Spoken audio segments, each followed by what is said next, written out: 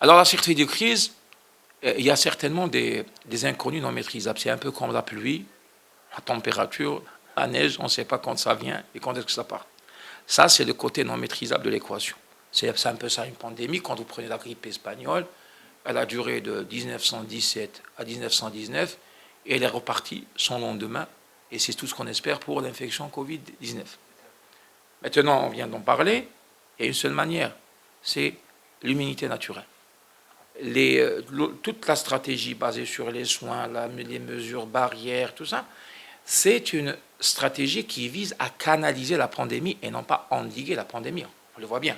Ça fait 18 mois qu'on tente de passer par là et ça ne passe pas. C'est à travers l'immunisation collective, tous mécanismes confondus, que les gens sont en train de sortir de la crise avec reprise de la vie économique, de la vie sociale et aussi d'une activité sanitaire, je dirais, subnormale.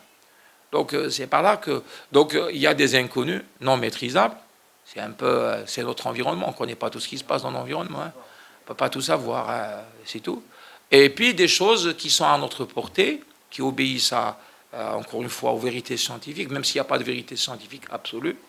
Hein, vous trouverez toujours quelqu'un qui va vous contredire, mais la sortie de crise passe par une analyse d'un certain nombre de tendances globales, c'est-à-dire liées dont on a parlé tout à l'heure, le risque de réinfection, qu'est-ce qu'on gagne avec la vaccination, qu'est-ce que l'immunité collective, et un certain nombre d'indicateurs dans l'état d'immunisation collective actuel de la population. C'est en rassemblant l'ensemble de ces critères-là et de ces indicateurs-là qu'on pourra envisager une sortie de crise.